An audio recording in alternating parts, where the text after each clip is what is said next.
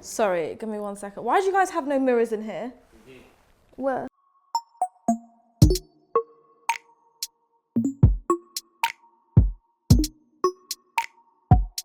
Hey, I'm Isha Shah. I'm a London-based photographer, videographer, creative. So today I have 3 of some of my favourite photos that I've taken. I would like to say that these 3 photos are quite special. They range from live music to portrait work to a random shoot off Instagram. So my first photo is this one over here. It's of Jack Garratt. It was taken, I believe, in 2016, around November time at the Guildhall, Southampton. I took it in my 3rd year of uni, and it's a really special photo to me because to me this actually started and blew up my career. So I was very much into like experimenting with like, you know, prisms, reflecting light, double exposures, which is what we have here. And I kind of just like wanted to find an artist that really emulated that kind of music. And Jack Garratt's music's very just like vibrant and fun, and you know, it's really experimental, and it's just him with, you know, he does everything. You know, he sings, he, you know, plays the drums, the piano, like all this techie things, and it's really, really cool. So I went to his gig on press. It wasn't, you know, paid, it was just for publication. And I had 3 songs and I decided to be experimental with them. At the time, I had a Canon 70D, and it actually allowed me to do a double exposure in camera. So this photo was literally taken by me taking one photo and then flipping the camera the other way. So I was literally holding the camera like this in front of this artist to basically get the positioning of what we see in this photo. It wasn't photoshopped, although I did realize that you can photoshop this to make the same effect. But the fact of the matter is, I took this photo in camera, just edited the colors, posted it on Twitter, and the artist saw it, he loved it, he contacted me, all of that jazz. And then I went to shoot his last show in Brighton. And then from then, he happened to be on a record label called Interscope Records.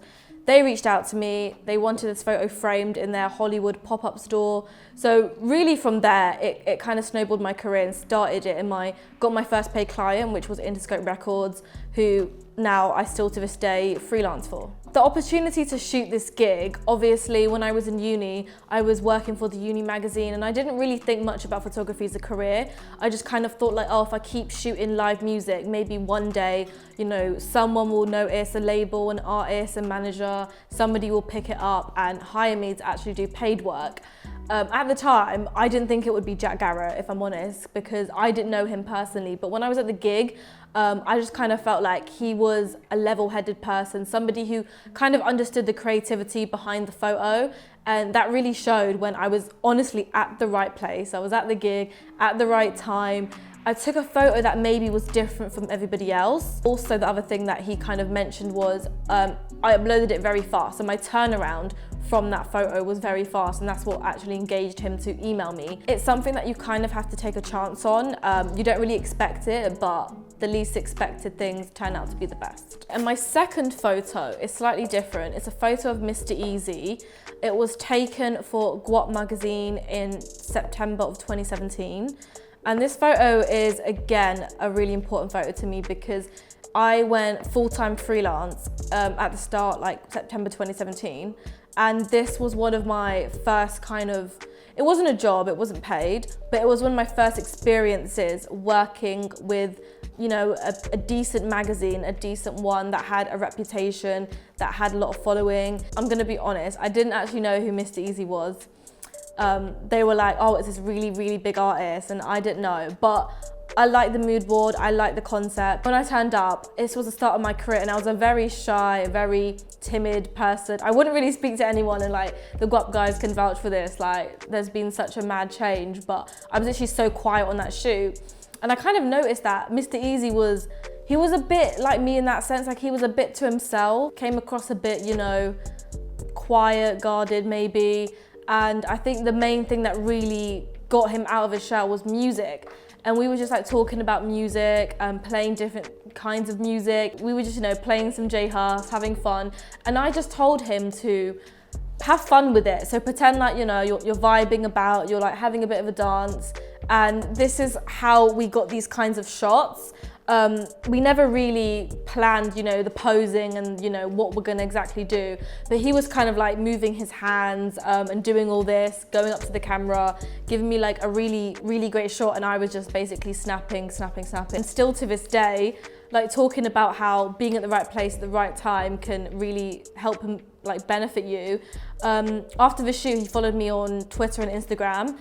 And then 3 years later, I believe, it was quite recently, he made a tweet and he was like looking for a tour videographer. DM'd me and, you know, members of his team got involved and we started talking about this opportunity. And essentially, you know, I kind of got picked, which was a bit mad. But I worked with him for a great deal of, you know, the end of 2019, and it was honestly amazing. And it was so great. And again, another really big highlight of my career, another big client that like I love working with and really respected. So that's why having social media and having a presence is so important. 90%, maybe now 99% of my jobs come through social media. Clients will DM me, oh, I have this shoot happening tomorrow. Social media is so important. So like being active, like every day I at least have a story on Instagram. I at least, you know, post every other day. I try to keep my engagement by commenting, interacting with other photographers, other people that I admire. And that has honestly paid off. A lot of the feedback that I do get from clients is, I hired you because, oh, you worked with this person. Oh, you're very active. Oh, you're very vocal. Oh, you have a presence. They can kind of gather a personality from you. So when they hire you, they know you're just not going to be quiet in the corner, which is, you know, what I've learned and what I used to be like. And I've just learned that you're not going to get the opportunities you want unless you make it clear that you want them. The third photo that I have is one that I took in 2018, and it's of a model called Mark. And it's a really funny story how this kind of came about. It's not like the other two. There wasn't, you know, a mad industry opportunity, a connect.